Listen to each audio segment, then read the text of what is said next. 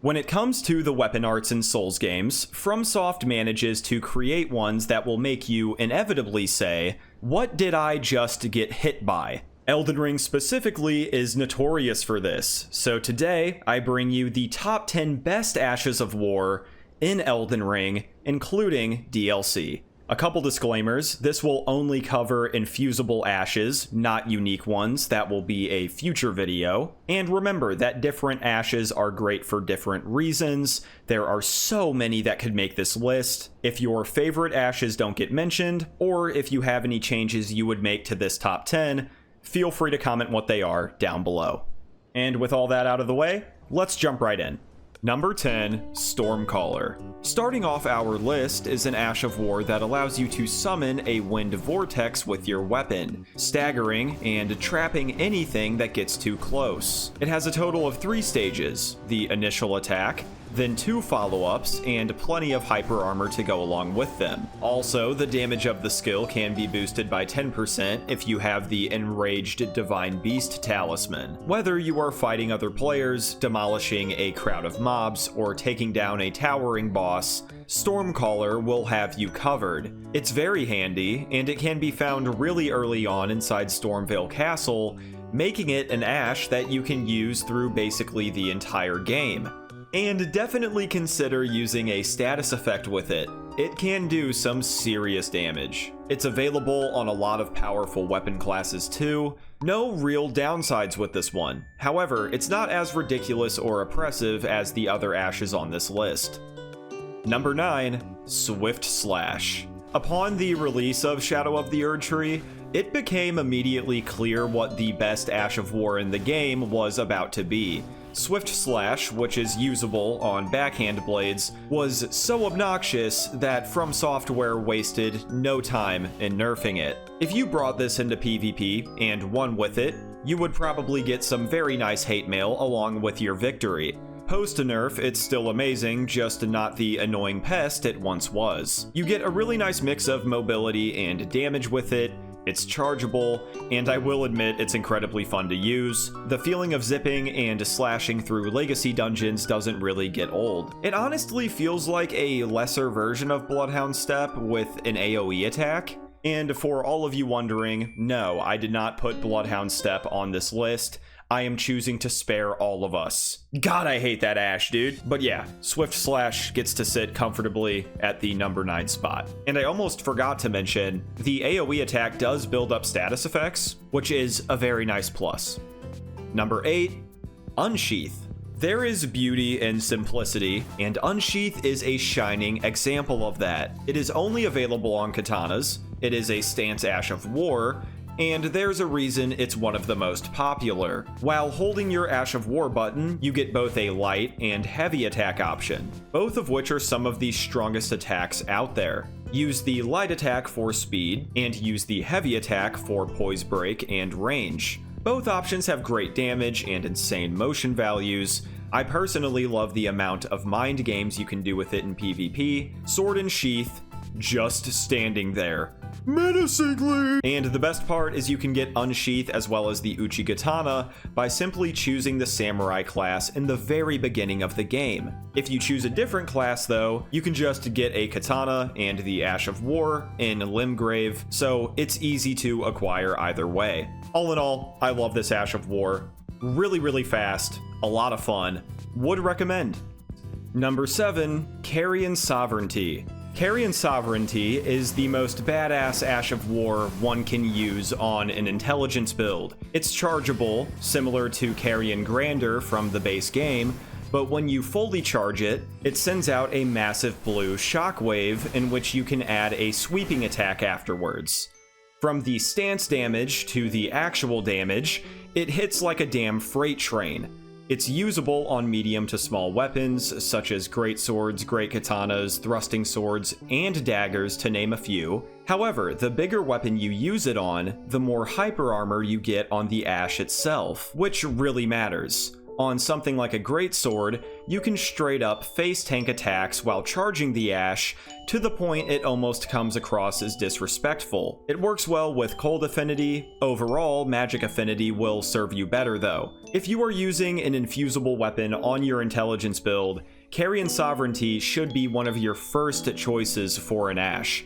It literally nukes everything. Now, you do have to get this from a teardrop scarab near the Cathedral of Manus Meter, which is a little bit into the DLC. Number 6, Thunderbolt. This Ash of War may not seem like much at first glance, but the truth is, Thunderbolt is brain dead. It works exactly how you would expect it to. You thrust your weapon in the air and call down a lightning bolt over whoever you're locked onto. In PvE, you can nuke basically any enemy from a distance because there's hardly any recovery between repeated uses. I'm not just talking about normal enemies either. Most bosses get folded by this Ash of War. It's arguably the most consistent and low-risk ranged option you can use in Elden Ring, base game, or DLC. And don't even get me started with using Thunderbolt in PvP, especially invasions. If you are caught up fighting a host and a co-op summon at the same time, and there's another co-op summon sitting back spamming Thunderbolts, just set the controller down, bro. Or else get ready for Rolling Simulator. Seriously though, Thunderbolt is a spectacular skill. I have been on the giving and receiving end of this Ash of War more times than I can count, and it never ceases to melt shit. Number 5, Stormblade. Yet another Storm Ash of War. Stormblade basically turns your armament into a wind gun, giving you a source of projectiles as long as you have FP. It's very similar to Thunderbolt when it comes to being a top-tier ranged option, and a very spammable one. The reason why Stormblade gets the edge is because it doubles as a melee skill. You can hit both the projectile and the swing itself for even more damage, as well as applying any status effect that is on your weapon. The craziest part is this is another Ash of War you can get almost immediately in the base game. Just buy it from Knight Bernal at the War Master's Shack, and go bully everyone. PvE, PvP, it doesn't matter. Stormblade fucks. As for the 4th best Ash of War in Elden Ring, it's time to take a look at Palm Blast. I had huge expectations for this Ash of War when DLC was dropping, and it exceeded them by quite a bit. You literally charge energy in your hand and thrust your palm forward, creating a deceptively large blast.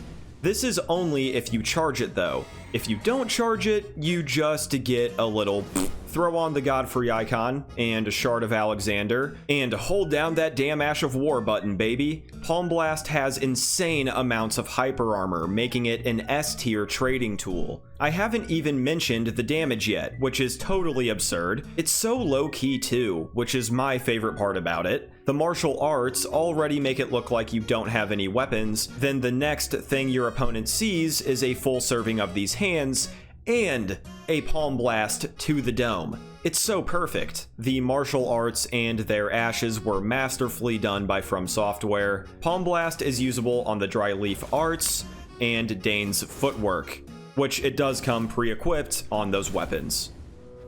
Number 3, Wing Stance. Graceful is how I would describe this skill, and the light greatswords in general. Wing Stance is obviously a stance Ash of War, so it does get buffed by Rellana's cameo like all of the others. The light attack option does 3 attacks in quick succession, and it can go directly into the heavy thrusting attack to create a dandy little combo. In terms of melee combat, this is one of the smoothest experiences you can get. It is simple and effective like Unsheath. It shreds mobs and bosses with or without status effects. Extremely oppressive in PvP, especially in duels. Since the light greatswords got buffed, it's hard to find a better Ash of War weapon combo than Wing Stance on the Milady. You can find both within Castle Insis early on in the DLC. It would be nice if this was maybe usable on other weapon classes, or if there were more infusible light greatswords. Again, being stuck with the Milady is not a bad thing. Wing stance meshes so well with its moveset. I don't know though, it still feels like there is untapped potential. Number 2, Flaming Strike. At one point in time, this would have been number 1 on this list. Flaming Strike has it all. It sends out a burst of flames, in which you can do a heavy attack to slash through them, that also gives you a fire weapon buff. Nice, right? Now what if I told you the burst of flames is fast, potent, and has a lingering hitbox? It's also very spammable, and you can combo it into the heavy attack follow-up that is basically a perfect attack. You know what you get as a punishment for whiffing this? A buff to your fire damage. Yeah, it's so safe, so non-committal, while being simultaneously one of the best defensive and offensive tools in Elden Ring. Across the board, From Software did a great job with the fire ashes, but it seems like they wanted to show a bit of extra love to Flaming Strike. It dominates in all stages of the game, it's so nasty in PvP. I've had fights where I have basically stood still, and won strictly using this Ash of War.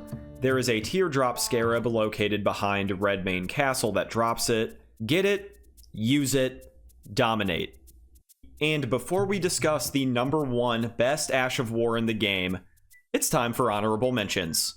Starting with Blind Spot, then Flame Spear, Ice Spear, Wild Strikes, Blood Tax, like I mentioned earlier, Bloodhound Step, I still hate it, Beast Roar, Phantom Slash, Black Flame Tornado, Waves of Darkness, Golden Land, Rain of Arrows, and most of the parry skills. Now, I'm sure many of you were expecting Flaming Strike to be number 1 on this list. However, I could not bring myself to put it above the clear best Ash of War in the game, Lifesteal Fist. I'm just joking, it's not Lifesteal Fist. The number 1 best Ash of War in all of Elden Ring in the year 2025 is Braggart's Roar. When you use this weapon buff, you get 10% increased damage negations and physical damage, as well as some extra stamina recovery speed. Those buffs on their own are great, but on top of all of that, it enhances your heavy attacks. You get what is basically infinite hyper armor, as well as an astronomical amount of damage on these heavies.